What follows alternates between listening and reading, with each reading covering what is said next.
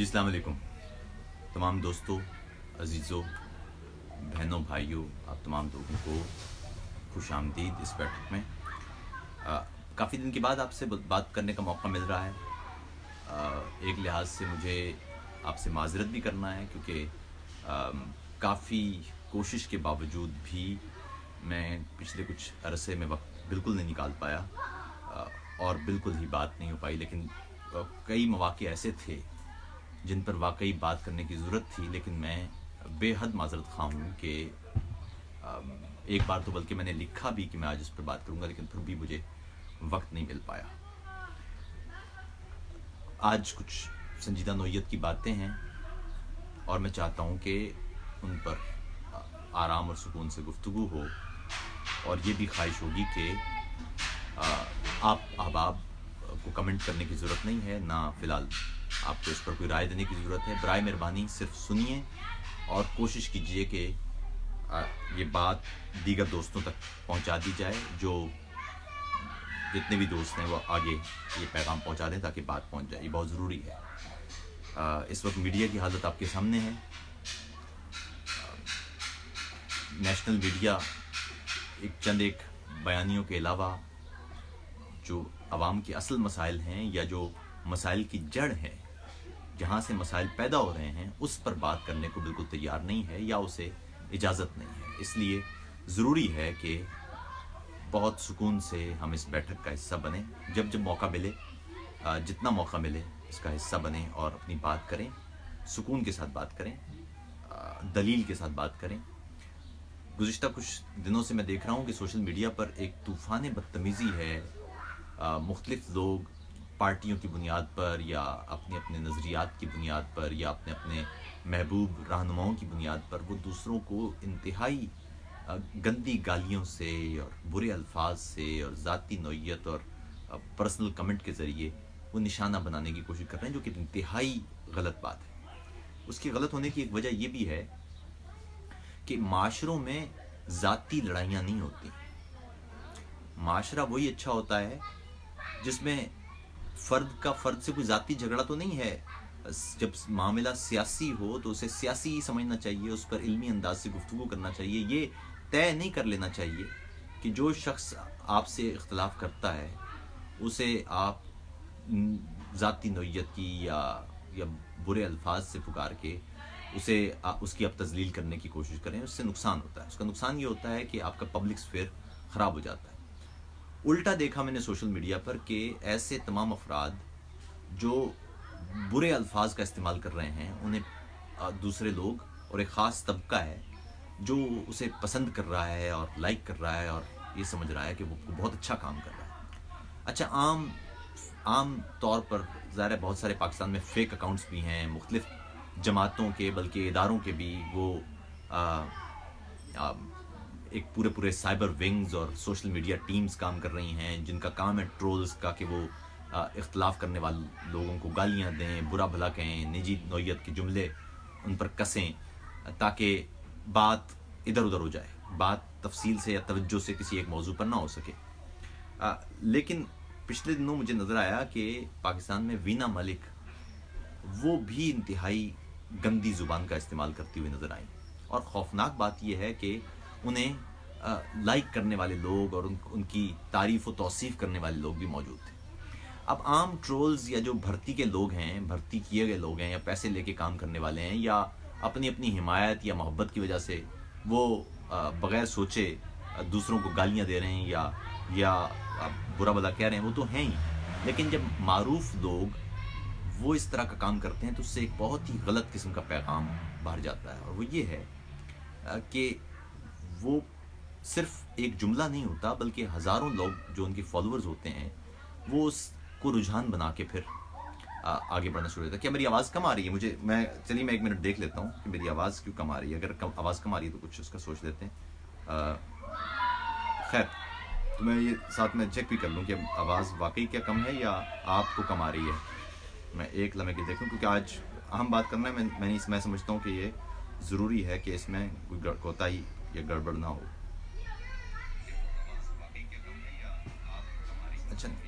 अच्छा, मेरा ख्याल में तो ठीक है आवाज़, लेकिन चलिए मैं इसको ऊपर कर लेता हूँ थोड़ा सा माइक को। चलिए, तो बात ये है कि कुछ चीज़ें उनको समझने की ज़रूरत है, और ये ख़ास तौर पर जो मारूफ लोग हों जब वो इस तरह का काम करते हैं तो वो नुकसान होता है, इसलिए कि वो फिर एक कमेंट नहीं होता, बल्कि उनकी जो हज़ारों फॉलोअर्स हैं वो फिर उसको रुझान की तरह कॉपी करने लगते हैं। सियासी लीडर या कोई मारूफ फिल्मी शख्सियत या कोई खिलाड़ी जब गलत जुमले अदा करता है या गंदी ज़ुबान का या घटिया अल्फाज का इस्तेमाल करता है तो वो एक रुझान ट्रेंड बन जाता है, और उसका नुकसान फिर होता है पब्लिक स्फीयर को, आप गुफ्तगू नहीं कर पाते।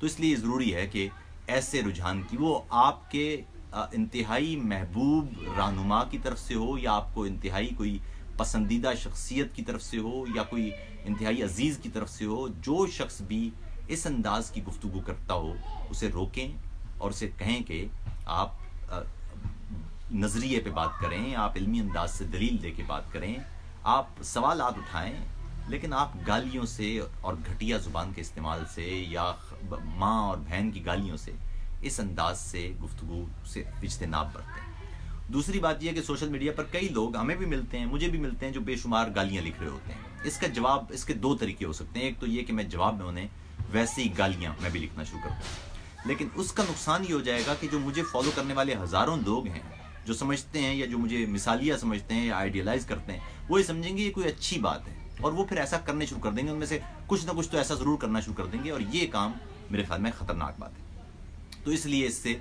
बचना चाहिए।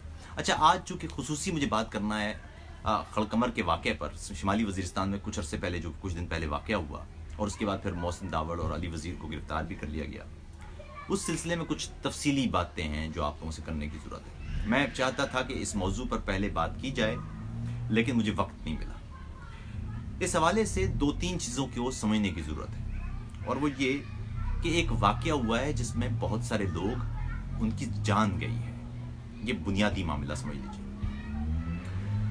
आपको याद होना चाहिए कि 21 फरवरी गालिबन 1952 ढाका यूनिवर्सिटी के बच्चों ने एक जुलूस निकाला था, एक रैली निकाली थी, एक एहतिजाज किया था, और उसमें उनका मुतालिबा ये था कि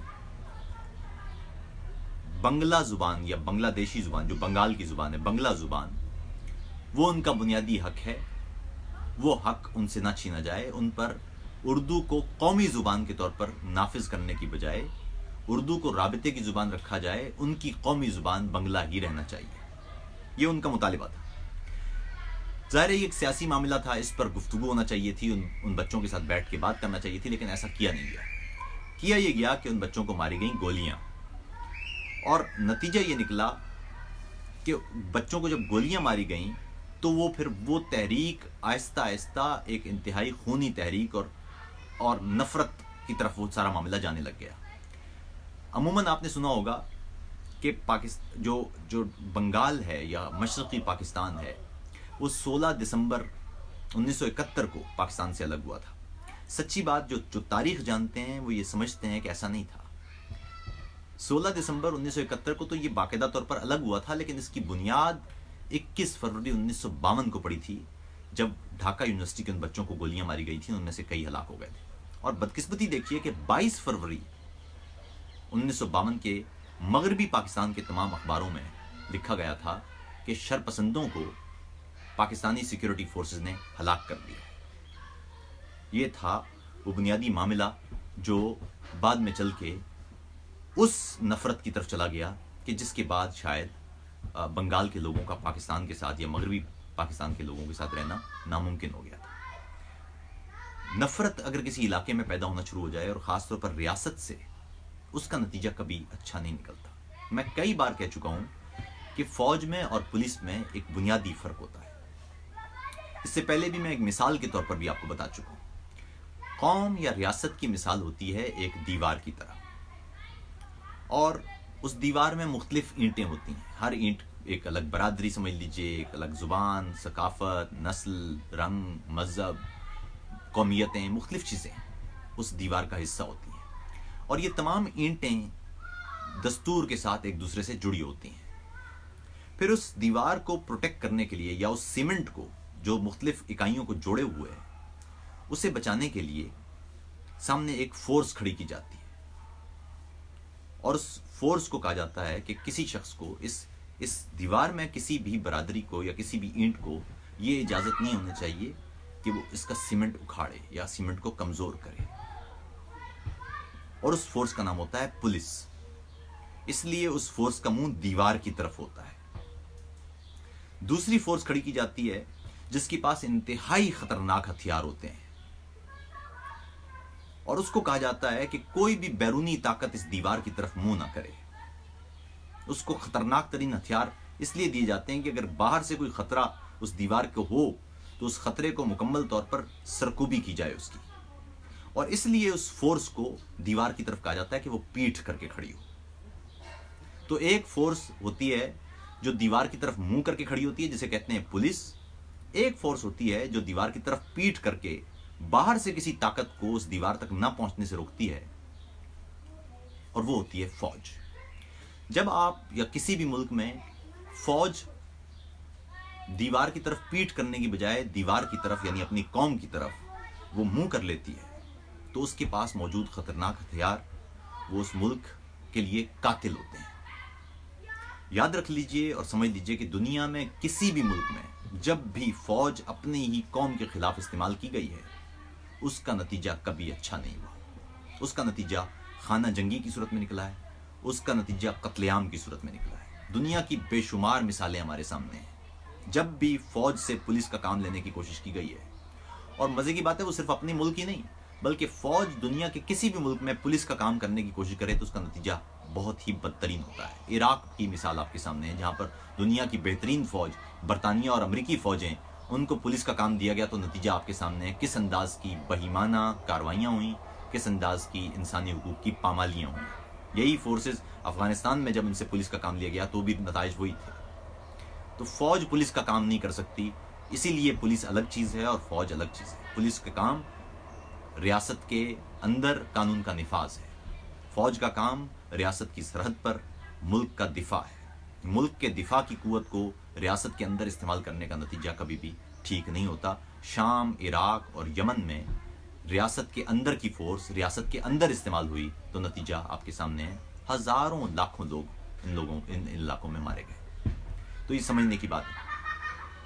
خڑکمر میں جو واقعہ ہوا اس کی خاص بات یہ تھی کہ لوگ تو اس میں ان کی جان گئی، عام افراد، صوبائی حکومت نے ان لوگوں کے لیے پیسوں کا اعلان بھی کر دیا، لیکن اس سے زیادہ اہم سوال یہ تھا کہ یہ واقعہ کیسے پیش آیا۔ اس واقعے کی دو طرح کی متضاد خبریں وہ سامنے آ رہی تھیں۔ ایک طرف تو پشتون تحفظ موومنٹ کا یہ موقف تھا کہ فوج کی جانب سے اس وقت فائرنگ کی گئی جب وہاں پر جو پروٹیسٹ کرنے کے لیے لوگ وہ اس فوجی چوکی کو عبور کر رہے تھے اور ان پر پیچھے سے فوج نے فائرنگ کر دی۔ دوسری طرف فوج کا موقف یہ تھا کہ پی ٹی ایم کے لوگوں نے چوکی پر حملہ کر دیا، اس کے جواب میں فوج نے فائرنگ کر دی اور وہاں پر متعدد افراد کی جان چلی گئی۔ لیکن یہاں پر ایک سوال تھا جو ہم سب کو پوچھنا چاہیے تھا، وہ یہ تھا کہ ایسی صورت میں جب کوئی ایسا واقعہ پیش آتا ہے تو فوری طور پر حکومت کا کام یہ ہوتا ہے کہ اس کی انکوائری کرے، یہ دیکھے کہ قصور کس کا ہے، کیونکہ واقعہ کوئی ہوا ہے تو اس کا کوئی ذمہ دار تو ہوگا، وہ ذمہ دار ہوگا تو اس کے لیے ایک شفاف انکوائری ہونی چاہیے جس پر دونوں فریق اس پر راضی ہوں کہ وہ ٹھیک ہے، اور اس انکوائری کو عوام کے سامنے پیش کیا جانا چاہیے تاکہ جو ذمہ دار ہیں ان کا تعین ہو اور ان کو قانون کے مطابق سزا ملے۔ یہ بڑا واضح تھا معاملہ تھا، لیکن ایسا پاکستان میں ہوا نہیں۔ پاکستان میں اچانک سے اس واقعے کے کچھ ہی دیر بعد ٹیلی ویژن چینلز پر ایک خبر آنا شروع ہوئی، اور وہ یہ کہ اور پوری یقین کے ساتھ کہ مظاہرین نے حملہ کیا ہے۔ یہ سوال نہیں کیا گیا کہ ان مظاہرین نے آج تک پہلے کیوں حملہ نہیں کیا، یہ سوال نہیں کیا گیا ان مظاہرین کو حملہ کرنے کی ضرورت کیا تھی، یا یہ مظاہرین میں اتنی بڑی تعداد میں تو پرامن لوگ جو ہر جگہ اس سے پہلے بھی دھرنے کرتے رہے تو اچانک ان کو فوج کی چوکی پر حملہ کرنے کی ضرورت، کوئی سوال نہیں۔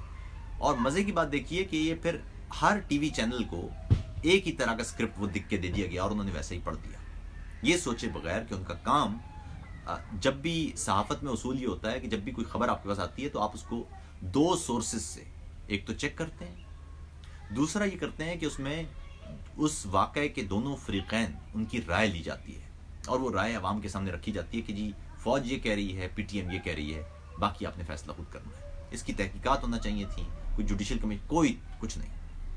اس کے بارے میں ایک حکم جاری کر دیا گیا اور نتیجہ نکلا کہ عوامی سطح پر یہ اسٹیبلش ہی کر دیا گیا کہ جی یہی واقعہ ہوا تھا، اس کے علاوہ کوئی سوال نہیں پوچھے گا. اس سے پہلے بھی ہم دیکھ چکے ہیں کہ D G I S P R کی جو سابقہ پریس کانفرنس تھی اس میں انہوں نے پی ٹی ایم سے سوالات کیے، لیکن ساتھ ہی یہ بھی ہدایات جاری کی کہ ان کا موقف نہیں لینا. ذرا پیچھے جاتے ہیں اس کو سمجھنے کے لیے. یہ بات یاد رکھیے کہ ایک لمحے کے لیے سوچئے کہ ابھی پاکستان آزاد نہیں ہوا اور ابھی انگریزوں کا دور ہے، انگریز سامراج ہی حکومت کر رہا ہے ہم پر. فرض کیجئے تو کیا ہوگا؟ انگریز سرکار کی ایک فوج ہوگی جو یہ کہے گی کہ جو ہم حکم دے رہے ہیں وہ آپ نے ماننا ہے. تمام ادارے اس طاقت کی پیروی کریں گے. وہ آپ کے حقوق غصب کرے گی تو آپ بول نہیں سکیں گے، کیونکہ بولیں گے تو آپ کو کہے گا کہ آپ ریاست کے دشمن ہیں. ایسے ہی ہوتا تھا برطانوی سامراج میں. جو لوگ بھی آواز اٹھاتے رہے برطانوی سامراج میں ان کو باغی اور غدار کہہ کے ان کو پھانسی دی جاتی رہی. بڑے بڑے نام ہیں جن لوگوں کو برطانوی سامراج میں صرف احتجاج کرنے پر باغی اور غدار قرار دے کر ان کو پھانسیاں دی گئیں. یہ سب کو معلوم. تو فرض کرتے ہیں کہ اس وقت یہاں برطانوی سامراج ہے تو کیا ہوگا؟ آپ بولیں گے تو کیا آپ کو کہا جائے گا؟ آپ کو کہا جائے گا کہ آپ ریاست کے باغی ہیں، آپ کو کہا جائے گا کہ آپ غدار ہیں. ایک چیز اور سمجھنے کی ضرورت ہے، وہ یہ کہ جب پاکستان بنا تھا تو پاکستان اصل میں تھا کیا؟ پاکستان میں جو مغربی بازو تھا ہمارا، اس میں خیبر پختونخوا کا علاقہ تھا، یعنی جسے NWFP کہا جاتا تھا، نارتھ ویسٹ فرنٹیئر پروونس. اسی طرح ایک پنجاب کا علاقہ تھا، ایک سندھ کا علاقہ تھا. 1948 مارچ میں پاکستان نے بلوچستان کا علاقہ بھی قبضے میں کر لیا. اس طرح یہ ایک علاقہ بن گیا. مغربی پاکستان یہ تھا. مشرقی پاکستان جو تھا وہ ریاست بنگال کے دوست سے ہوئے. مغربی بنگال بھارت کے پاس چلا گیا جہاں جو ہندو اکثریت کا تھا، اور مشرقی بنگال مشرقی پاکستان بن گیا. اس طرح سے یہ پاکستان کی تعمیر یا تخلیق ہوئی تھی. لیکن یہ پانچوں علاقے ان کی اپنی تاریخ، اپنی ان کی تہذیب، اپنی زبانیں، اپنا ایک کلچر، اپنا تمدن، یہ سب الگ الگ تھا. یہ سب کے سب قرارداد لاہور کے ذریعے آپس میں جڑے تھے. قرارداد لاہور یہ تھی کہ سب اپنے اپنے طریقے سے چلیں گے، سب کی اپنی زبان بھی رہے گی، ان کے اپنے قوانین بھی خود بنائیں گے، تعلیم کا بھی مرکز میں کچھ بنیادی نوعیت کی جو وزارتیں وہ رکھ دی جائیں گی. یہ تھا بنیادی معاملہ. لیکن ہوا یہ کہ جب پاکستان بن گیا تو سینٹرلائز کر دیا گیا سارا معاملہ، وفاق، ہر چیز. اس کا نتیجہ یہ نکلا کہ زبان بھی امپوز کر دی گئی. اسی طرح تاریخ ختم کر کے کہا گیا کہ جی آپ کی پچھلی تاریخ ہزاروں سال کی وہ ایک طرف ہو گئی، اب ختم ہو گئی، اب سے ہم یہ ہیں. اب کوئی بندہ کہتا ہے جی میں پنجابیوں کہتے نہیں، آپ پنجابی نہیں، آپ پاکستانی کہیں اپنے آپ کو، یا آپ مہاجر نہیں، آپ پاکستانی کہیں، یا آپ پشتون نہ کہیں کیونکہ پشتون سے ہمیں خوف. سمجھنے کی بات یہ ہے کہ انہی قوموں نے تو پاکستان بنایا تھا. یعنی عجیب، یوں سمجھ لیجئے کہ یہ جو قومیں ہیں یہ پاکستان کی مائیں تھیں اور پاکستان ان قوموں کا بچہ تھا. بچے کو کہا گیا کہ آپ باپ بن جائیں. اردو زبان ہندوستان میں تمام زبانوں کی بچی ہے. اردو زبان کو کہا گیا کہ آپ ماں بن جائیں. یہ ہے بنیادی الٹا معاملہ اس پورے جھگڑے کا. تو مسئلہ یہ ہوا کہ جو پی ٹی ایم کا معاملہ ہے اس پہ سوال کچھ پوچھنے کی ضرورت تھی جو کہ نہیں پوچھے گئے. میڈیا نے اپنا کام درست انداز سے نہیں کیا. اب معاملہ مجموعی طور پر یہ ہے کہ ایک طرح سے مارشل لا کی سی کیفیت ہے. عدلیہ جس کا کام ہے کہ پاکستان میں انسانی حقوق کی فراہمی کو یقینی بنانا، انسانی حقوق کی خلاف ورزیاں نہ ہونے دینا، وہ خاموش ہے. حکومت جن کا کام ہے کہ پاکستان میں پاکستان کے دستور کو، پاکستان کے قانون کو ہر صورت میں لاگو کرنا، وہ بھی خاموش ہے. آپ غور کیجئے کہ وزیر اعظم عمران خان صاحب نے کرکٹ پر کئی ٹویٹ کر دیے ہیں لیکن اس واقعے پر ان کا کوئی ٹویٹ نہیں تھا. پھر دوسری اس کے بھی آگے آ جائیں. میڈیا کا کام ہے کہ وہ حکمرانوں کے درمیان اور عوام کے درمیان ایک بفر زون، ایک ایسا برج بنے تاکہ عوام کی بات بھی حکمرانوں تک پہنچے، وہ بھی خاموش۔ تو آپ خود بتائیے، جب کسی علاقے میں، کسی خطے میں یا کسی ریاست میں بنیادی نوعیت کے ادارے اپنا کام کرنا چھوڑ دیں یا غیر فعال ہو جائیں، اس ریاست کا مستقبل یا بقا کیا وہ خطرے میں نہیں پڑ جائے گی؟ یہ بے حد ضروری سوال ہے، بے حد ضروری سوال۔ مجھے یاد پڑتا ہے کہ میں جب پیدا ہوا تو اس وقت ملک میں ضیاء الحق کا مارشل لا تھا، ہمیں پڑھایا گیا، جو کتابیں آپ نے پڑھی بھی ہوں گی، میں نے بھی وہی پڑھی وہ کتابیں، لیکن مجھے 1999 تک یہ ساری کہانی سمجھ میں آ گئی تھی کہ کیسے مہرے چل رہے ہیں، کیسے بن رہے ہیں، اس ملک میں اصل طاقت کس کے پاس ہے، طاقت کا منبع کیا ہے، خوف پیدا کیوں کیا گیا ہے۔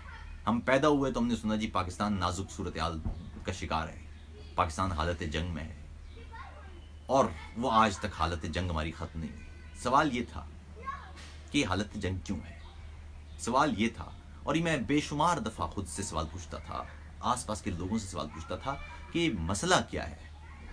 بھئی ہندوستان کے خطے کی سب سے زرخیز زمین وہ ہماری ہے، ہمارے ہاں آبادی کا ریشو 60%، ہماری جو 60% آبادی ہے وہ انڈر 30 ہے، تو ترقی نہ ہونے کی وجہ کیا ہے؟ تو نتیجہ یہ نکلا، یا میں ہمیشہ یہ نکال پایا، اور خاص طور پر 1999 تک جب مشرف کا مارشل لا لگا تو میں اس نتیجے پہ پہنچ چکا تھا کہ بھائی مسئلہ ہے کیا اس خطے کے ساتھ۔ اس خطے کے ساتھ بنیادی مسئلہ یہ ہے کہ یہ خطہ دستور کو کچھ نہیں سمجھتا، یہاں پر پوجا کی جاتی ہے طاقت کی۔ اگر آپ طاقت کی پوجا کر رہے ہیں تو آپ کو، اور اس کے بعد پھر محب وطن کے سرٹیفکیٹ ہیں یہاں پر۔ اسی ملک میں مادر ملت فاطمہ جناح کو عمر کے آخری حصے میں وہ غدار قرار دیا گیا ہے۔ اسی ملک میں مجیب الرحمان کو، جس نے پاکستان کی تحریک میں کلیدی کردار ادا کیا، بنگال سب سے آگے تھے بنگال کے لوگ پاکستان بنانے میں، کہتے ہیں کہ 200 کلومیٹر اس بندے نے کوئی سائیکل چلائی تھی محمد علی جناح کی ایک تقریر سننے کے لیے، وہ بھی غدار۔ سندھ اسمبلی میں پاکستان کے حق میں پاکستان کے ساتھ الحاق کی پہلی قرارداد ہندوستان کی پہلی اسمبلی تھی جس نے قرارداد منظور کی، اور وہ قرارداد جی ایم سید نے پیش کی۔ جی ایم سید بھی غدار ہے۔ تو بنیادی سوال یہ ہے کہ اگر جس ملک میں تمام تر قومیتوں کے عوامی نمائندے غدار ہونا شروع ہو جائیں گے یا ان کو غدار پکارا جانا لگ جائے گا اور آپ سوال نہیں کریں گے تو وہ ملک ترقی کیسے کرے گا؟ اس ملک میں جس شخص پر بھی غداری کا الزام لگا ہے اس شخص کو دیکھیے، اور اگر آپ کھوجیں گے تو پتہ چلے گا کہ وہ بات ٹھیک کر رہا تھا، ریاست نے جان بوجھ کے اسے دھکیل دیا ایک طرف، اور پھر آخر میں نتیجہ یہ نکلا کہ اس نے یا تو ریاست سے ہی کنارہ اختیار کر لیا، یا تو اپنا راستہ الگ کرنے کی کوشش کی، یا سمجھ لیا کہ اس ریاست سے میرا کوئی لینا دینا نہیں ہے۔ یہ ہے بنیادی معاملہ۔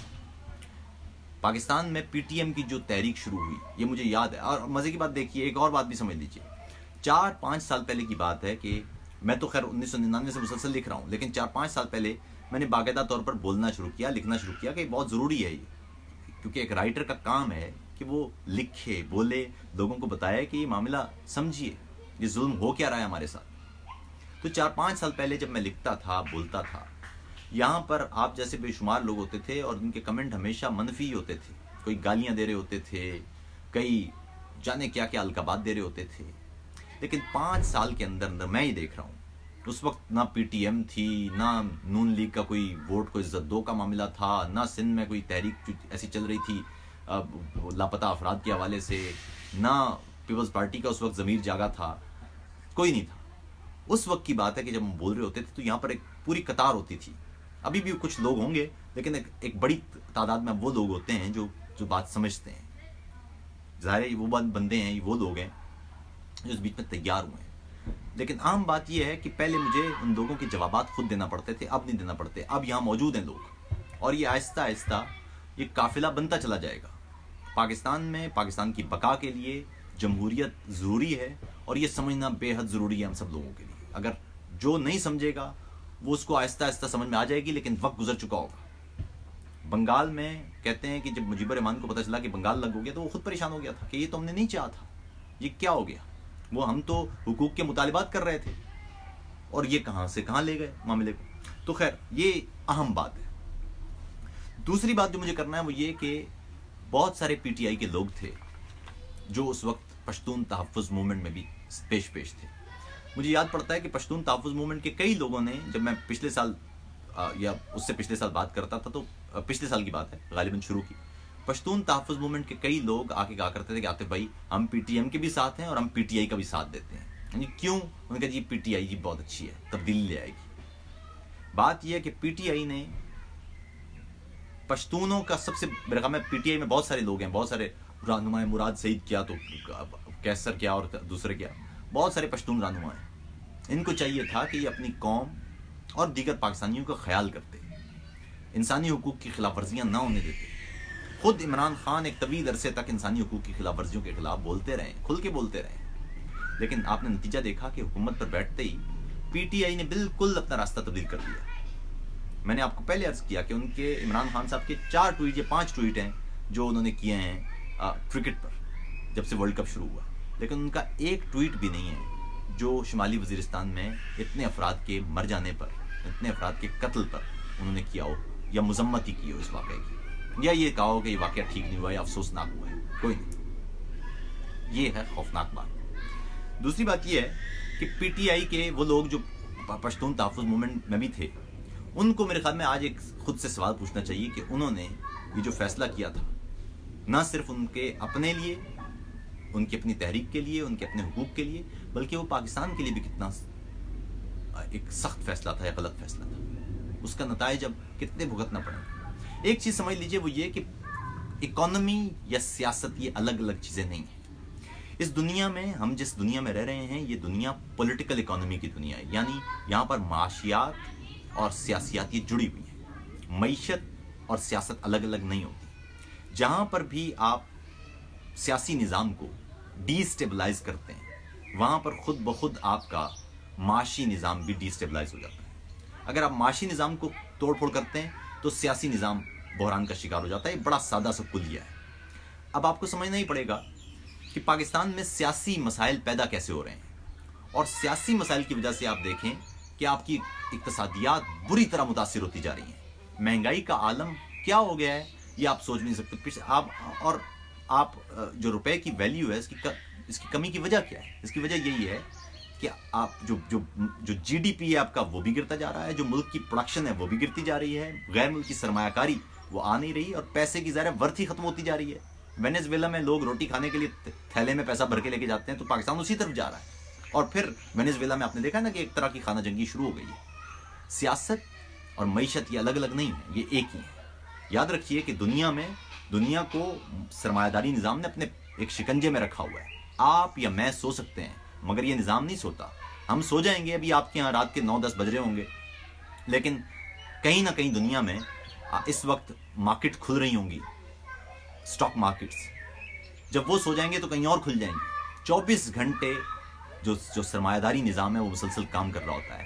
اور ایسے میں جیسے ہی آپ کسی بھی جگہ پر عدم استحکام پیدا کرتے ہیں تو آپ خود بتائیے کہ کوئی سرمایہ کار وہاں پیسے کیوں لگائے گا. آپ بتائیے، آپ ایک محنت سے پیسے کمائیں تو آپ کی کوشش یہ ہوگی نا کہ آپ اس پیسے کو کسی بھی صورت میں وہ نفع کا سودا کریں، نقصان کا سودا نہ کریں. آپ ہر کاروبار میں ایک رسک ہوتا ہے کہ آپ چاہیں گے کہ آپ ایک خام خواہ کا رسک اپنے اوپر لیں اور اپنے پیسے یہ نہیں کریں گے آپ. تو نتیجہ یہ ہے کہ پاکستان کی اقتصادیات بری طرح تباہ ہو رہی ہیں. پاکستان کی اقتصادیات کی عالم یہ ہے کہ وہ غالباً پاکستان کا جو ٹوٹل جو جی ڈی پی ہے وہ ممبئی کے جو جی ڈی پی سے بھی کم ہے. اب آپ خود سوچئے ایک شہر کے جی ڈی پی سے ملک کا جی ڈی پی کم. وجہ کیا ہے؟ ہندوستان کی سب سے زرخیز زمین بھی آپ کے پاس ہے، قدرتی مناظر بھی بے شمار ہیں، انسان بھی کم نہیں ہے. بڑے بڑے ملکوں کا سب سے بڑا مسئلہ ہے کہ وہاں پر بوڑھے لوگوں کی تعداد زیادہ ہوتی ہے، نوجوانوں کی تعداد زیادہ ہوتی ہے. آپ کے پاس 60% نوجوان بھی موجود ہیں، سب کچھ موجود ہے. کوئی مسئلہ ہے نا، وہ مسئلہ کیا ہے؟ وہ مسئلہ جب آپ کو سمجھ میں آ جائے گا تو میرے خیال میں حل اسی میں ہے. جیسے آج میری بات ہو رہی تھی ٹویٹر پر نادیہ مرزا کے ساتھ جو اینکر ہیں، انہوں نے کہا جی پاکستان میں سیاحت کو پروموٹ کرنا چاہیے. لیکن سوال ہے، دنیا میں کوئی بھی سیاح پہاڑ یا برف دیکھنے نہیں جاتا. جب سیاحت کی جاتی ہے تو اصل میں مسئلہ ان مناظر کے ساتھ جڑی تہذیبوں کو، ثقافتوں کو، لوگوں کو، وہاں کے کھانوں کو، وہاں کے لباس کو دیکھنے کے لیے لوگ جاتے ہیں. پاکستان کے پہاڑ دیکھنے کوئی یورپ سے کیوں جائے گا؟ وہاں پر وہ جائے گا تو اس کی کوشش ہوگی کہ وہاں پر مقامی کھانا کھائے، مقامی لوگوں کو دیکھے، ان کی تہذیب دیکھے، ان کا تمدن دیکھے، وہ کیسے بول چال کرتے ہیں، ان کے رستوران کیسے ہیں، بیٹھنے اٹھنے کا طریقہ کیا ہے، مویشی کیسے پلتے ہیں، یہ سوچا جاتا ہے نا جب آپ سیاحت کے لیے جاتے ہیں۔ اب آپ یہ بتائیے کہ ایک غیر محفوظ ملک میں کوئی شخص کیوں جائے گا؟ یورپ سے یا امریکہ سے کوئی شخص خواہ مخواہ میں اپنی فیملی کو لے کے چھٹیاں گزارنے کے لیے پاکستان کیسے جائے گا؟ آپ خود بتائیے کیسے جائے گا؟ ہمیشہ سیاحت کا اصول یہ ہے کہ سیاح ہمیشہ اپنے ملک سے جب جاتا ہے کہیں کسی دوسرے ملک میں تو اس کی کوشش ہوتی ہے کہ وہ ملک اپنے ملک سے زیادہ محفوظ ہو یا کم از کم اپنے ملک جتنا محفوظ ضرور ہو۔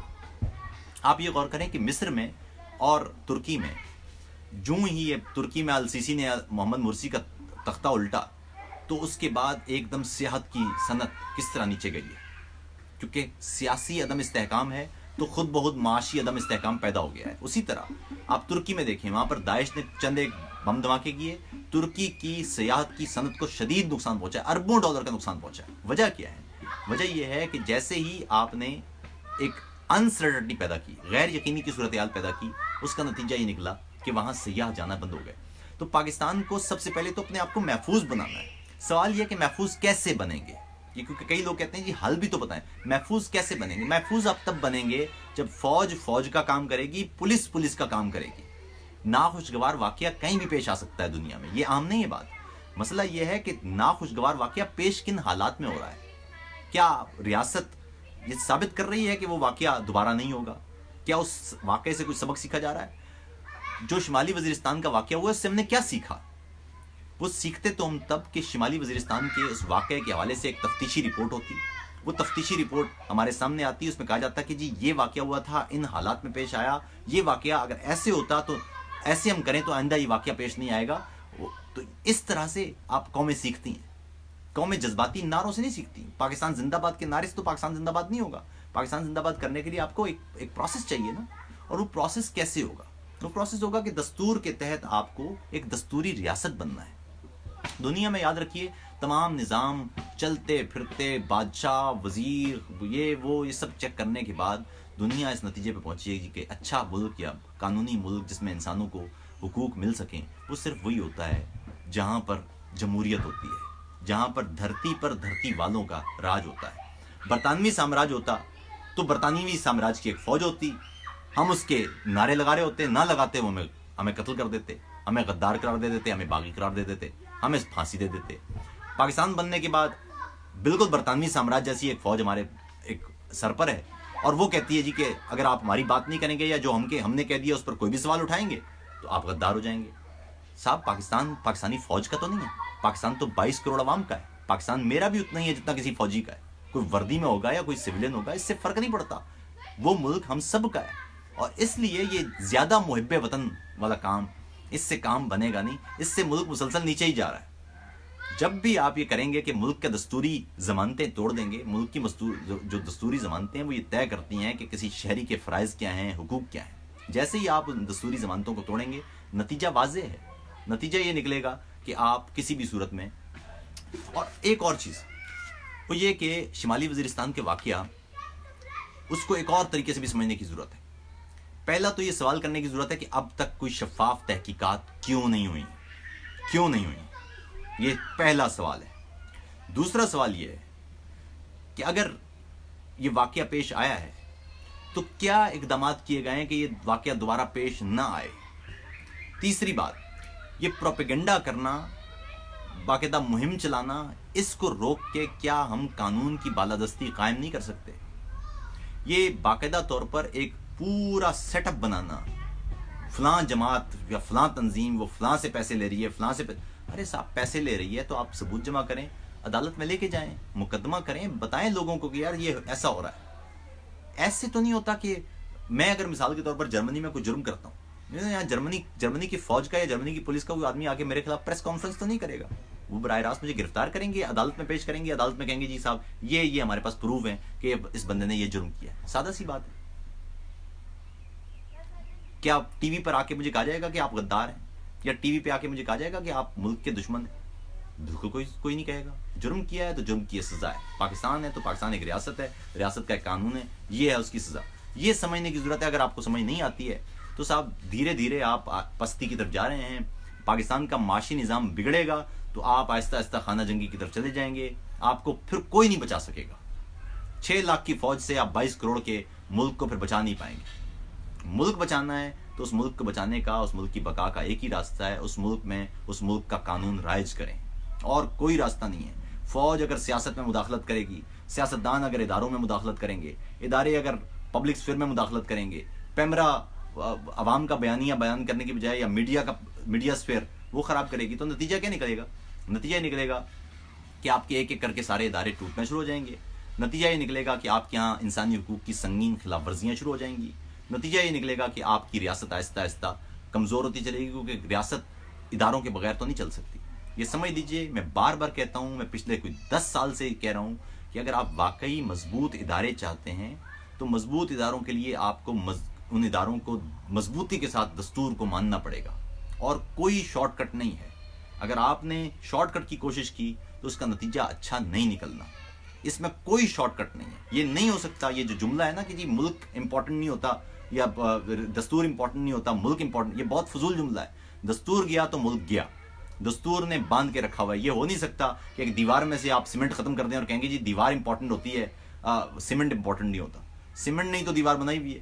سیمنٹ گیا تو پھر دیوار کیسے بچے گی؟ پھر آپ پولیس اور فوج مل کے بھی وہ دیوار کتنی دیر تک روک لیں گے؟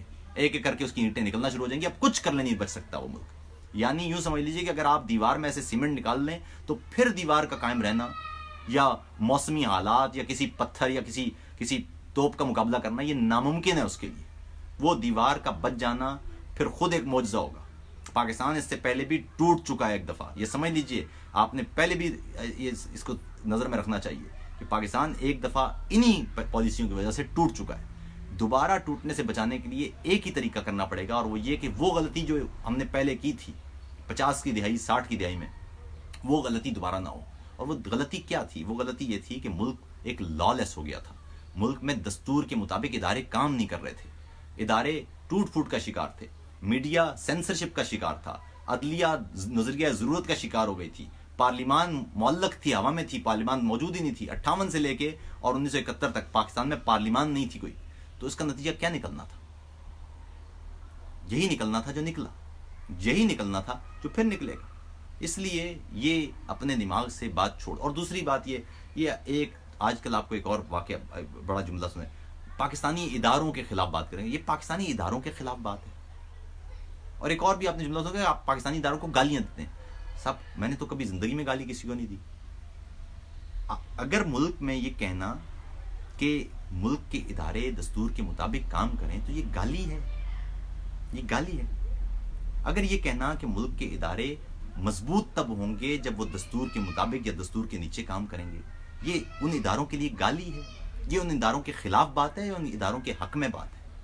اگر ایک فوجی کو کہا جائے کہ آپ کا کام سرحد کی حفاظت کرنا ہے، باہر سے کوئی دشمن ہمارے ملک میں نہ آئے، تو کیا یہ بات اس فوجی کے لیے گالی ہونا چاہیے؟ اگر ایک پولیس والے کو کہا جائے کہ آپ کے علاقے میں جرم نہیں ہونا چاہیے، تو کیا یہ اس پولیس والے کے لیے گالی ہے؟ اس پولیس والے کو سلام کرنا یا اس پولیس والے کے حق میں نعرے لگانا، یہ اس کی تعظیم ہے؟ یا اس کی تعظیم یہ ہے کہ آپ اپنی ڈیوٹی دستور کے مطابق انجام دے رہے ہیں؟ کیا اس کے لیے اچھا ہے؟ ایک اسٹوڈنٹ، وہ کون سا اسٹوڈنٹ اچھا ہوتا ہے؟ وہ جو کہے کہ جی استاد جی زندہ باد، یا وہ جو استاد کا دیا ہوا کام ہوم ورک کو کم کر کے لائے؟ کون سا اسٹوڈنٹ آپ کی نظر میں اچھا ہوگا؟ آپ نے ملک کا ایک عجیب حلیہ بنا لیا ہے. ایک عجیب حلیہ ہے. یہاں پر کہتے ہیں جی کہ جو پاکستان زندہ باد کا نعرہ لگائے گا وہ عملی طور پر پاکستان مرد آباد بھی کر دے تو ہمیں کوئی اعتراض نہیں ہے. پاکستان کو مرد آباد کیا ہی انہوں نے، پاکستان کو نقصان پہنچایا ہی انہوں نے، جنہوں نے پاکستان زندہ باد کے سب سے زیادہ نعرے لگائے ہیں. آپ سکندر مرزا کی وہ ڈکلیریشن پڑھ لیں. ملک کی پارلیمان معطل کر کے، منسوخ کر کے، تحلیل کر کے، ملک میں پہلا مارشل لا، باقاعدہ مارشل لا لگوا کے، اور انہوں نے جو ایوب خان تھا اس کو مارشل لا ایڈمنسٹریٹر بنایا. اور اس وقت جو قوم سے خطاب کیا تھا اس میں کہا تھا کہ جی قوم چونکہ جاہل ہے اس لیے اس کے لیے میں صدارتی نظامی تفویض کرتا ہوں. اور میں نے دیکھا ہے کہ جی یہ صدارتی نظام قوم میں خاصا مقبول ہے، اس لیے میں ملک کی پارلیمان کو تحلیل کر کے ساری طاقت اپنے اندر لے رہا ہوں اور سارے اختیارات میں اپنے پاس رکھ رہا ہوں، اور میں ایوب خان کو مارشل لا ایڈمنسٹریٹر بنا رہا ہوں۔ اس کو نہیں پتا تھا کہ کچھ ہی دن بعد martial law administrator Ayub Khan اس کو ہی اٹھا کے باہر پھینک دے گا۔ اس کو بندوق کی نالی پہ ایوب خان نے استعفیٰ دلوایا تھا اور خود صدر مملکت بن گیا تھا، اور پھر 10 سال قوم نے بھوگتا، اور نتیجہ یہ نکلا کہ پاکستان بھی ٹوٹ گیا۔ تو اس لیے یہ نعرے بازیوں سے نکل کے اگر آپ نے واقعی پاکستان زندہ باد کرنا ہے، پاکستان کے ادارے زندہ باد کرنا ہے، تو اس کا طریقہ یہ ہے کہ آپ کو ملک میں دستور رکھنا پڑے گا۔ اس میں تو کوئی دوسری بات نہیں ہونا چاہیے۔ یہ کہاں سے ہمارے دماغ میں آ جاتے ہیں کہ کوئی بندہ کہے کہ جی ملک میں دستور کی بالادستی ہونا چاہیے، کہتے ہیں جی آپ تو اداروں کے خلاف بات کریں۔ اور یہاں پر جب ہم کہتے ہیں اداروں کے خلاف، تو اداروں کے خلاف بھی اداروں سے مراد پاکستان پوسٹ نہیں ہے، پاکستان کی پی آئی اے نہیں ہے۔ پی آئی اے کو دیں گالیاں آپ، پاکستان پوسٹ کو دیں گالیاں آپ، ریلوے کو دیں گالیاں آپ، عدلیہ کو دیں گالیاں آپ، میڈیا کو دیں گالیاں آپ، سارے صحافیوں کو آپ گالیاں دیں، پارلیمان کو گالیاں دیں، دستور کو گالیاں دیں، سب کو گالیاں دے دیں، صدر مملکت کو بھی لیکن یہاں پر اداروں سے مراد صرف فوج ہے، صرف فوج۔ بالکل اسی طرح جس طرح برطانوی سرکار میں آپ اپنے ملک، اپنے علاقے کو گالی دے دیں، اپنے صوبیدار کو گالی، لیکن آپ نے اس علاقے کے وائسرائے کو گالی نہیں دینی، برطانوی سرکار کو آپ نے گالی نہیں دینی، باقی سارے آپ نے کھمبے توڑنے، آپ نے پتھر مار لیں۔ برطانوی برطانوی سامراج ہے، وائسرائے، اس کے بارے میں کوئی بات نہیں کرنی، کیونکہ وہ کریں گے آپ تو آپ نے جی بڑا ظلم کر دیا ہے، اب آپ کے لیے بچت نہیں ہوگی۔ اس سے نکلنا پڑے گا۔ پاکستان زندہ باد یا پاک فوج زندہ باد یا پاکستان کے ادارے صرف اس وقت زندہ باد ہوں گے جب اس ملک میں دستور ہوگا۔ دستور نے یہ ادارے پیدا کیے ہیں، اداروں نے دستور نہیں رکھا ہوا۔ یہ جملہ جو کہتا ہے کہ جی یہ دستور میرے 2 صفحے کا دستور ہے اور یہ جوتے کی نوک پر، ایسے آدمی کو اسی وقت گرفتار کر لیا جاتا ہے کہ آپ نے دستور، آپ کا تو شہریت ہی دستور نے دی ہوئی ہے آپ نے دستور کے خلاف بات کیسے کی ہے؟ دوسرا ایک اور جو پی ٹی ایم کی یہ بڑی بدقسمتی ہے کہ میڈیا نے اس پر بات نہیں کی۔ پی ٹی ایم کی ایک شروع سے جنوری، مجھے یاد ہے جنوری 2018 میں جب ان کی تحریک شروع ہوئی، میں نے اس وقت ایک ویلاگ کیا تھا، اور اس ویلاگ میں 5 مطالبات تھے ان کے۔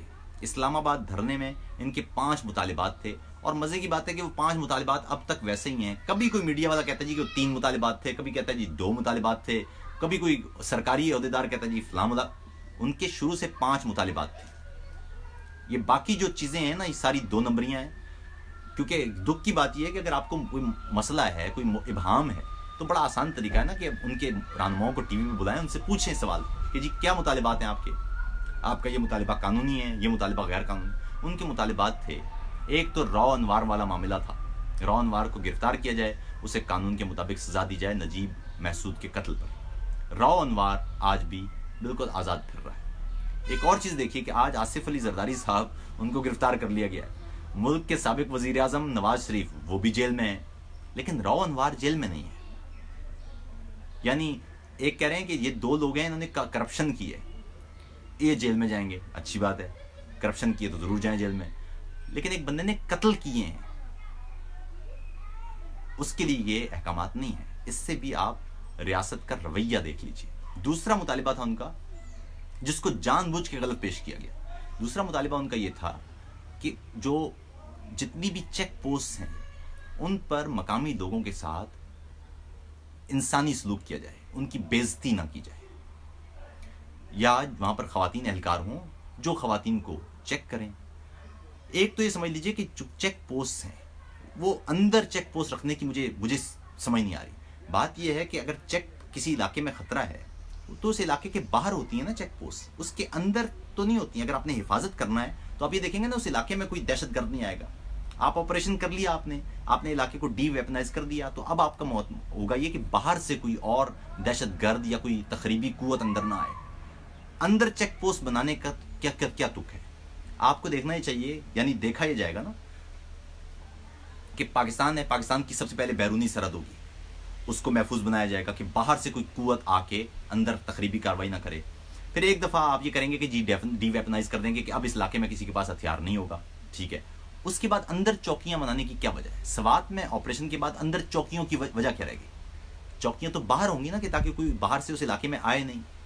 اندر چوکیاں بنانے کا کیا رواج ہے؟ یعنی بالکل اس کی مثال اس طرح سے ہے کہ میں اپنے گھر میں آپریشن کروں، ایک मच्छरों के खिलाफ, और मैं मच्छर सारे ख़त्म कर दूं, और उसके बाद फिर मैं खिड़कियां दरवाजे तो खुले रखूं और अंदर मच्छर मारने वाली दवाई मैं डाल के रख लूं। आपको ये रखना होगा ना कि बाहर से कोई चीज़ ना आए। आप बाहर से प्रोटेक्ट करेंगे, आप खिड़कियां दरवाजे बंद करेंगे, आप जाली लगाएंगे तो बाहर से तय करेंगे।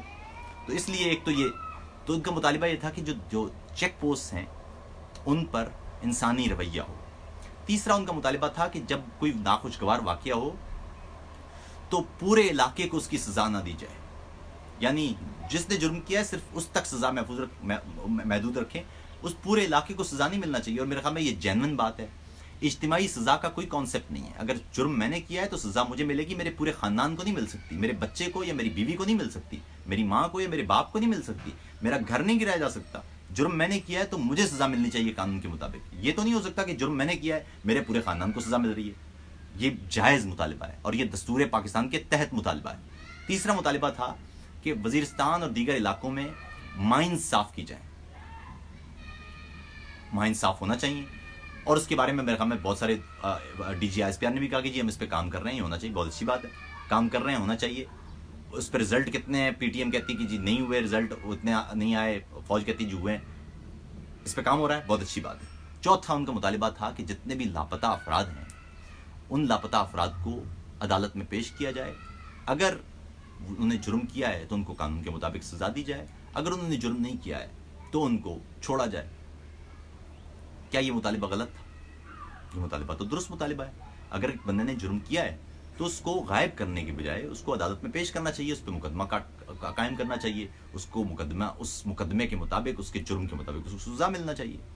पांचवा और आखिरी मुतालिबा इनका यह था कि जितने भी मावराए अदालत कत्ल हुए हैं उन पर कोई जुडिशल कमीशन बनाया जाए जिसकी सरबराही चीफ जस्टिस ऑफ पाकिस्तान करें, और उनमें अब देखा जाए कि कौन से मुकाबले जाली थे, और अगर जाली मुकाबले थे तो उनमें मुलव्विस अहलकारों को सज़ा दी जाए।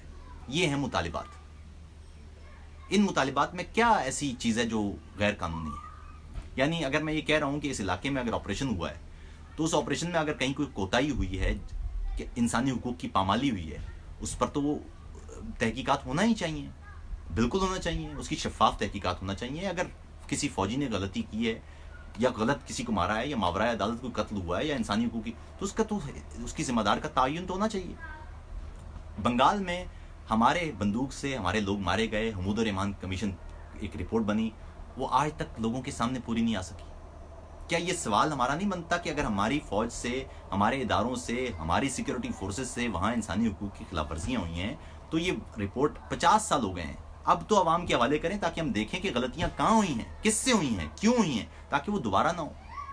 वो रिपोर्ट 50 साल पुरानी, निस्फ सदी पुरानी रिपोर्ट भी अगर जारी करने से हमारी कौमी सलामती को खतरा है तो फिर ये मेरे ख्याल में सवाल है बहुत बड़ा कि हमारी कौमी सलामती फिर कितनी कमज़ोर है कि 50 साल पुरानी एक रिपोर्ट जिसमें हमारे मुल्क का आधा हिस्सा टूट गया है, उस रिपोर्ट को आवाम के सामने लाने की वजह क्या हो सकती है? ओजरी कैंप वाक़या हुआ है, रावलपिंडी का एक बड़ा इलाका तबाह हुआ, नुकसान हुआ, वो रिपोर्ट किधर है? एबटाबाद कमीशन में उसामा बिन लादेन मारा गया, वो रिपोर्ट किधर है? यहाँ जो सानहात हुए हैं उनकी रिपोर्टें कहाँ हैं? वो आवाम के पास क्यों नहीं आई हैं? शिमाली वजीरिस्तान में ये वाक़या हुआ है, इसकी जुडिशल कमीशन की एक तहकीकात होना चाहिए थी कि किन हालात में पेश आया है। फलां ने हमला किया था फौज के ऊपर, फलां ने हमला नहीं किया था फौज के ऊपर, गोली फौज ने चलाई थी, फौज पर गोली चली थी। ये आवाम के सामने आने चाहिए ना ये मामलात, ताकि कोई प्रोपेगेंडा की जगह ही ना बचे। तहकीकात ना होने की वजह क्या हो सकती है? और जब तहकीकात होती हैं वो तहकीकात के नताइज सामने ना आने की वजह क्या हो सकती है? आपको पता है कि पूरे के पूरे अरसे में मैं पहले चेक करता रहा कि कौन कौन सी तहकीकाती कमीशन बने हैं और कौन कौन सी रिपोर्टें सामने आई।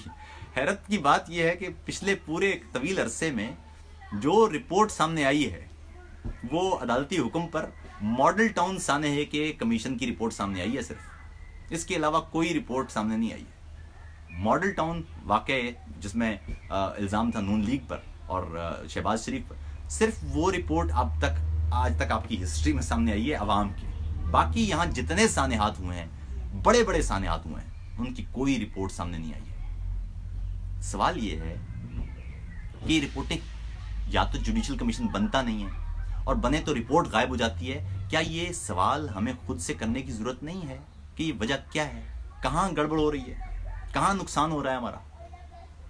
اور یہ سوال پوچھنا کس طرح پاکستان کے خلاف ہے. یہ سوال آج کل ایک جملہ آپ نے سنا ہوگا جی آپ پاکستان کے خلاف اور پاکستان کے اداروں کے خلاف بات کرتے ہیں. صاحب یہ بات کرنا کیا پاکستان کے خلاف ہے اور یہ پاکستان کے اداروں کے خلاف؟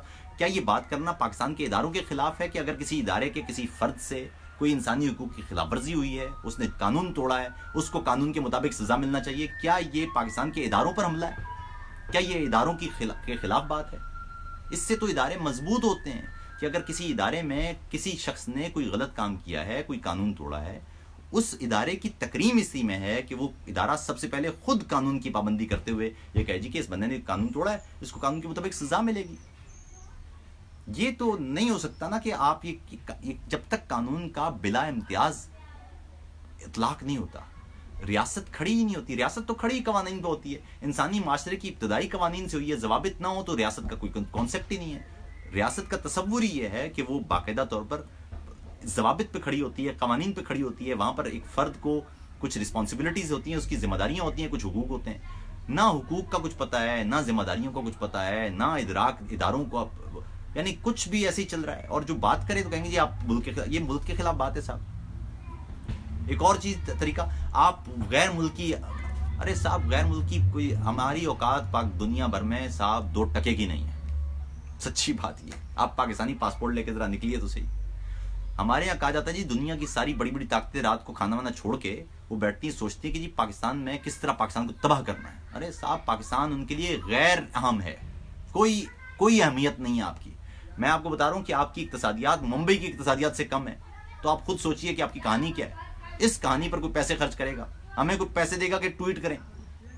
کمال نہ ہو جائے, کمال نہ ہو جائے. اور پھر خود سوچیں کہ ہم اگر کوئی غیر قانونی کام کریں تو یہاں جرمنی میں تو خیر سوال ہی پیدا نہیں ہوتا ہے. 1 روپیہ بھی ہمارے بینک میں آئے گا تو ہمیں پکڑ لیں گے کہ صاحب یہ کہاں سے لائے ہیں. کوئی بڑی رقم لے کے آپ کوئی چیز خرید نہیں سکتے. کہتے ہیں جی بڑی رقم نہیں, آپ بڑی رقم کی چیز خریدنی ہے تو وہ بینک سے ہوگی. بینک میں پیسے آپ جمع کرا نہیں سکتے. 1000 یورو سے اوپر جمع کرائیں گے, وہ کہیں گے جی یہ آئے کہاں سے پیسے.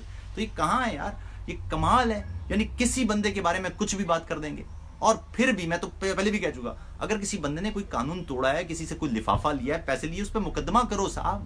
میڈیا پہ کیمپین نہ چلاؤ. غدار کے فتوے نہیں. جو بندہ جس نے غداری کی ہے اس کو باقاعدہ طور پر اس پہ مقدمہ چلاؤ, اس کو غداری کے تحت سزا دو. غداری کی ڈیفینیشن تو لکھی ہوئی ہے وہاں. سنگین غداری یہ ہے کہ جو دستور توڑتا ہے. دستور کس نے توڑا ہے جی صاحب؟ جرنیلوں نے توڑا ہے. تو صاحب جنہوں نے دستور توڑا ہے ان کو آپ نے سزا دی ہے؟ نہیں جی نہیں دی. جس نے قتل کیا اس کو سزا دی ہے؟ جی ان کو بھی نہیں دی. تو کر کیا رہے ہیں جی؟ کرپشن پکڑ رہے ہیں. صاحب عجیب بات ہے. وہ کرپشن تو تب پکڑی جائے گی جب ملک میں ادارے کام کر رہے ہوں گے. ادارے کام نہیں کریں گے تو کرپشن بھی نہیں پکڑی جائے گی, قتل بھی نہیں پکڑے جائیں گے. ایک معاشرہ تو انارکی کی طرف جائے گا. یہ جب تک سمجھ نہیں آئے گی مجھے نہیں لگتا کہ ہم بہتر جا سکتے ہیں. میرے خیال میں پھر کہتا ہوں کہ ہم سب کو یہ بڑے واضح انداز سے شمالی وزیرستان کا جو واقعہ ہے اس کی کھلے ایک تو مذمت ہونا چاہیے کہ یہ واقعہ نہیں ہونا چاہیے تھا. اس کی عدالتی ایک کمیشن بننا چاہیے جو, اور یا پارلیمانی سماعت ہونا چاہیے. اس میں دیکھا جائے کہ اس میں جرم میں کون ملوث تھا, یہ قتل کن حالات میں ہوئے ہیں, اس کا اصل ذمہ دار کون ہے, ان کے بارے میں عوام کو آگاہ کیا جائے اور ان کو سزا دی جائے. یہ ضروری معاملہ ہے. اسی طرح کچھ دن بعد اسی علاقے میں 4 فوجی ان کی جان چلی گئی. واقعے کی تفتیش ہونا چاہیے. انسانوں کا قتل کسی بھی صورت, وردی میں ہو یا بغیر وردی میں ہو, انسان جہاں اس کی جان جاتی ہے, ریاست کی ذمہ داری ہے کہ وہ یہ دیکھے کہ یہ واقعات کس طرح پیش آئے ہیں, ان میں ملوث کون ہے, کیسے ہوئے ہیں, تاکہ دوبارہ نہ ہو. یہ جب تک نہیں ہوں گے الزامات یا ٹی وی کیمپین سے ریاستیں نہیں چلتی. ٹویٹر پہ اپنے بندے بٹھانے سے, لوگوں کو گالیاں دینے سے, ٹرینڈ بنانے سے ریاستیں نہیں چلتی. سینسرشپ کر کے لوگوں کو خاموش کرنے سے ریاستیں نہیں چلتی. میڈیا کو کنٹرول کرنے سے ریاستیں نہیں چلتی ہیں. خاص حد تک آپ لوگوں کو سپریس کریں گے, دبائیں گے, اس کے بعد ہوگا یہ کہ وہ لوگ آپ کے پاس. آج کی بات ہے, صبح مجھے ایک پیغام ملا. ایک نوجوان پڑھا لکھا گلگت بلتستان کا, اس نے مجھے کہا کہ عاطف بھائی میں اپنے ملک سے بڑا محبت کرتا ہوں, اپنے علاقے سے بھی, اور میں تو پاکستان سے بھی شدید محبت کرتا ہوں. کہنے لگا میں گلگت بلتستان کو پاکستان کے وجود کا حصہ سمجھتا ہوں, لیکن مجھے آپ بتائیے کہ نہ میں یہاں بول سکتا ہوں, نہ میں یہ بات کر سکتا ہوں. میں اپنے ملک کو چھوڑنا نہیں چاہتا, لیکن میرے پاس کوئی اور راستہ نہیں ہے. میں فرانس میں اپنے رشتہ داروں کے پاس وہ ہجرت کر رہا ہوں. اگر ملک کے پڑھے لکھے لوگ اس طرح ملک چھوڑ کے چلے جائیں گے تو نتیجہ کیا نکلے گا؟ پھر دوسرا, ہم جیسا کوئی شخص جس کی ذمہ داری ہے بولنا, جب اپنے ملک کو ٹوٹتے ہوئے, تباہ ہوتے ہوئے دیکھے, ہمیں کہا جاتی ہے آپ واپس آ کے کوئی تحریک چلائیں. صاحب میں کیوں واپس آ کے تحریک چلاؤں؟ کیوں؟ میں لکھا رہی ہوں بھائی, میں رہنما نہیں ہوں. وہاں پر بہت سارے لوگ تحریک چلا رہے ہیں, ان کو تو آپ غدار کہہ رہے ہیں, ان کو تو آپ گالیاں دے رہے ہیں. تو میں وہاں آؤں گا تو میں نے بھی گالیاں کھانی, تو آپ یہیں دے دیں گالیاں. مجھے بھی غدار کہنا ہے, کہہ دیجئے, مجھے تو فرق ہی کو نہیں پڑتا. مجھے میرا کوئی لینا دینا ہی نہیں ہے کہ آپ مجھے غدار کہیں کہ کافر کہیں, مجھے تو فرق ہی نہیں پڑتا. آپ کہیے جو کہنا ہے. میرا کام یہ ہے کہ میں آپ کو ایک رائٹر کے طور پر, میرے ہاتھ میں قلم ہے, اس سے زیادہ مقدس چیز میری نظر میں کوئی ہے نہیں. وہ کہہ رہے, وہ اس کے بارے میں تو کہا جاتا ہے کہ جو کسی عالم کے ہاتھ میں قلم ہوتا ہے, وہ جو قلم ہے اس کی سیاہی وہ شہید کے خون سے زیادہ افضل ہو جاتی ہے جب وہ سچی بات لکھ رہا ہو اپنی قوم اور اپنے ملک کے لیے. تو بات یہ ہے کہ قلم ہے میرے پاس تو کوئی بندوق نہیں ہے, میرے پاس تو کوئی طاقت نہیں ہے, میرے پاس تو کوئی ادارہ نہیں ہے, نہ مجھے چاہیے, نہ مجھے پاکستان سے کوئی پوسٹ چاہیے, نہ مجھے کوئی سیاسی کردار ادا کرنا ہے. میں رائٹر ہوں, میرا کام ہے لکھنے کا. میں لکھ رہا ہوں, آپ مجھے کہہ رہے ہیں کہ جی لکھے نہیں آپ میدان عملی سیاست میں کیوں سیاست میں ہوں؟ میرا کام ہی نہیں ہے. مجھے خدا نے بھیجا ہے زمین پر قلم دے کے, مجھ سے اس نے سوال کا جواب لینا ہے قلم کا. تو میں ایک اضافی ذمہ داری اپنے اوپر لے کے اپنے لیے نئے سوالات کھڑے کر لوں خدا کے پاس. جب میں خدا کے پاس پہنچوں گا, مجھ سے سیدھا سا سوال ہوگا, ہم نے آپ کو پین دیا تھا, آپ نے اس قلم کا استعمال ٹھیک کیا کہ غلط کیا؟ میں پورے سرخرو ہو کے کہوں گا جی میں نے تو ٹھیک کیا. جو مجھے سمجھ میں آیا اپنی قوم کے لیے, انسانوں کے لیے, میں نے اس کا استعمال رنگ, نسل, مذہب, قومیت, ذات, ثقافت دیکھے بغیر کیا, سب کے لیے کیا. کوئی احمدی تھا کہ شیعہ تھا کہ سنی تھا کہ بریلوی تھا کہ دیوبندی تھا کہ ہندو تھا کہ مسلمان تھا, میں نے تو کبھی کوئی فرق نہیں کیا.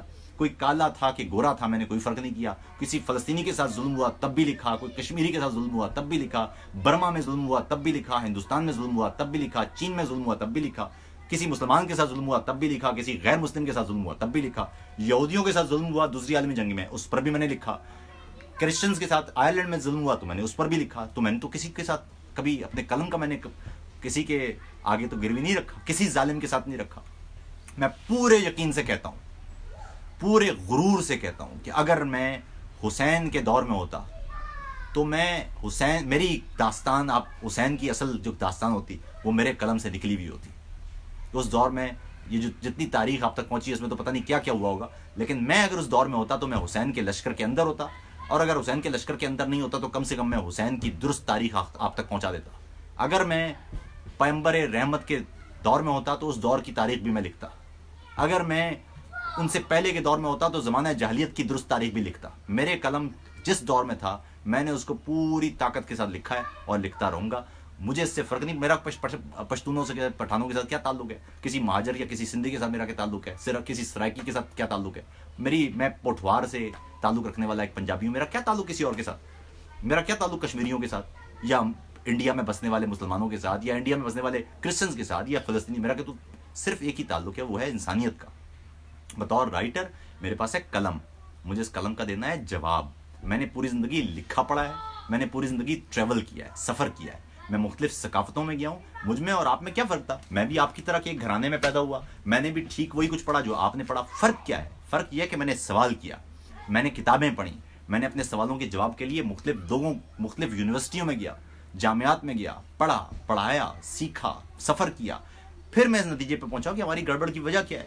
پھر مجھے پتا چلا کہ یہ ہوا کیا ہمارے ساتھ, یہ کیا ہو رہا ہے, کیوں ہو رہا ہے. زرخیز زمین بھی ہو, سمندر بھی ہو, پہاڑ بھی ہوں, ریگستان بھی ہوں, وسائل بھی ہوں, لوگ بھی ہوں, پھر بھی گڑبڑ ہو رہی. تو کچھ تو گڑبڑ ہوگی. وہ گڑبڑ اسی طرح پتہ چلی کہ جی مسئلہ یہ ہے کہ اس ملک میں ایک خاص طبقے نے, اور خاص طور پر اس میں جرنیل شامل ہیں, جو ہم ان سے کہتے ہیں صاحب کہ سیاست میں مداخلت بند کرو. وہ انہی پالیسیوں کا, یعنی پالیسی پر آپ کریں تنقید, وہ انہی پالیسیوں کے تحت مرنے والے فوج کے جوان ہمارے سامنے کر دیتے ہیں, کہتے ہیں جی ہم تو جانیں قربان کر رہے ہیں. صاحب یہی تو پوچھ رہے ہیں, یہ جانیں کیوں قربان ہو رہی ہیں؟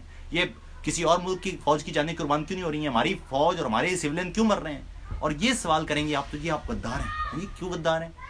یعنی میں نے تو ایک دفعہ ٹویٹر پہ لکھا تھا کہ اگر آپ نے کہا جی کہ ملک حالت جنگ میں ہے, ملک نازک صورتحال سے گزر رہا ہے, تو آپ محب وطن ہیں. اگر آپ نے یہ پوچھا کہ ملک حالت جنگ میں کیوں ہے یا نازک صورتحال سے کیوں گزر رہا ہے, تو آپ غدار ہیں. یہ ہے فرق اس ملک میں. سوال جب تک نہیں کریں گے, اپنے حقوق نہیں پہچانیں گے, ملک کے سارے اداروں کو واپس ان کی حدود میں نہیں بھیجیں گے, اس وقت تک کوئی کام نہیں ہو سکتا. ان کو کہیں نا, جن جو گالیاں دے رہے ہیں, پروپیگنڈے کر رہے ہیں, ان کو کہیے بھائی کہ عاطف توقیر کے بارے میں کوئی فائل نکالیں نا. کوئی جرم کیا ہوگا تو وہ فائل نکالیں. میں تو خود کہہ رہا ہوں آپ کو بھائی کہ میں جرم کیا, تو اگر میں نے کوئی جرم کیا ہے, کوئی بھی جرم کیا ہے, میں خود اپنے آپ کو سزا کے لیے پیش کرتا ہوں. میری کوئی فائل ہے, کوئی کمزوری ہے, کوئی میرا کوئی بینک اکاؤنٹ ہے, کسی سے میں نے لفافہ لیا ہے, آؤ نا بھائی وہ تو دکھاؤ یہاں پر.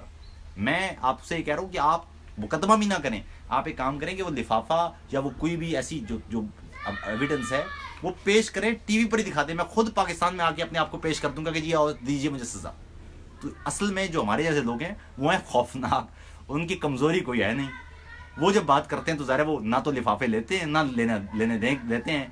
لفافوں کی آفر ہو تو کہتے ہیں جی السلام علیکم, ہم اپنے زندگی میں خوش ہیں, جتنے کماتے ہیں وہ بالکل ٹھیک ہے, جتنا آرام سے سو سکتے ہیں وہی ہمارے لیے بہتر ہے, ہمیں چاہیے نہیں پیسے. کیونکہ ہمیں پیسے اس لیے نہیں چاہیے کہ ہم نے آرام سے سونا ہے, ہم نے خدا کو جواب دینا ہے. ان لوگوں کو چاہیے اربوں روپے, ان کو چاہیے بینک بڑے بڑے بینک بیلنسز, ان کے مسائل ہو سکتے ہیں. ان کو چاہیے طاقت, ان کو چاہیے غرور, ان کو چاہیے لاکھوں کروڑوں لوگ ان کے غلام ہوں. پاکستان میں کسان کی زندگی کیا ہے, برطانوی سامراج میں کیا تھی, آج کیا ہو گئی. برطانوی سامراج میں ہماری شخصی آزادی کی حالت کیا تھی, آج کیا ہے. ہماری تعلیم کا حال کیا تھا, آج کیا ہے. ہماری صحت کا حال کیا تھا, آج کیا ہے. ہماری خود سوچئے اس وقت اگر برطانوی سامراج کی حکومت ہوتی تو آپ سے کیا یہ کہا جاتا ہے کہ آپ کے ملک کو خطرہ ہے. خطرہ تو نہیں ہوتا, ہر وقت خطرہ ہے, خوف. تو صاحب آزادی ہم نے اس لیے لی تھی کہ ہم جی سکیں, ہم آزاد ہوں, ہم سوچ سکیں, ہم بول سکیں.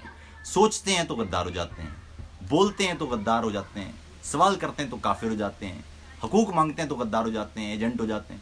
اس طرح اگر ہم نے یہی رہنا ہے تو برطانوی سامراج پھر کیا برا تھا. کچھ عرصے پہلے کی بات ہے, میں جب برطانیہ میں تھا تو وہاں پر میں تو ظاہر اسٹوڈنٹ تھا, اس وقت پڑھ رہا تھا, تو مجھے چھوٹی چھوٹی نوکریاں کرنا پڑتی تھیں تاکہ وہ جو فی ہے وہ دے سکوں. وہاں پر مینچسٹر میں ان پاکستانیوں کی تعداد ہزاروں میں بلکہ شاید لاکھوں میں ہوگی جو ذلت کی زندگی گزار رہے ہیں. وہاں پر ایک ایک کمرے میں 20 لوگ بھرے ہوئے, شفٹوں میں سوتے ہیں, سب کچھ. کئی لوگ اپنا گھر بار بیوی بچوں کا زیور بیچ کے وہ وہاں ایجنٹوں کے ذریعے پہنچے ہیں اور غیر قانونی طور پر کام کر. یہ کیا وجہ ہے کہ لوگ پاکستان چھوڑ کے دوسرے ملکوں میں کام کرنے پر مجبور ہیں, انہی ملکوں جن سے آزادی لی ہے. اگر آپ نے اس گھر بار بیچ کے اس ملک میں جانا ہے جس سے آپ نے آزادی لی ہے تو پھر آزادی کیوں لی ہے. یہ سوال بچپن سے میرے دماغ میں رہے ہیں اور انہی سوالوں کے لیے میں نے تحقیق کی, پڑھا, سوچا, پوچھا. تو اگر یہ سوال کرنا صاحب غداری ہے تو میں اس غداری کو اس زندگی کا سب سے بڑا تمغہ سمجھتا ہوں اور مجھے فخر ہے کہ میں سوال کرنے والا غدار ہوں. وہ میری ایک نظم ہے, جبین گستاخ پر لکھا ہے میں معتبر ہوں. تو اس سے بڑی کوئی تمغہ نہیں ہو سکتا کہ کوئی شخص آپ سے یہ کہے کہ آپ سوال کرتے ہیں اس لیے آپ غدار ہیں, یا آپ حقوق مانگتے ہیں اپنے لوگ. میں نے تو اپنے لیے حقوق بھی نہیں مانگے, میں تو آپ لوگوں کے ہی پشتون سے میں بتا رہا ہوں میرا کیا تعلق ہے, سرائکیوں سے یا کسی اور سے میرا تعلق. آپ کے حقوق ہیں یہ آپ کے حقوق ہیں, یہ آپ کی زمین ہے, اس زمین پر آپ کا قانون اور آپ کا راج ہونا چاہیے. یہ بنیادی معاملہ ہے. اپنا خیال رکھیے گا, ضرور آپ سے بات ہوگی. آئندہ بیٹھک میں کوشش کروں گا کہ آپ کے سوالات کا جواب دوں, اور آپ سے درخواست ہے کہ یہ بیٹھک کو تمام ممکن حد تک زیادہ سے زیادہ لوگوں تک پہنچا دیں. السلام علیکم, آداب.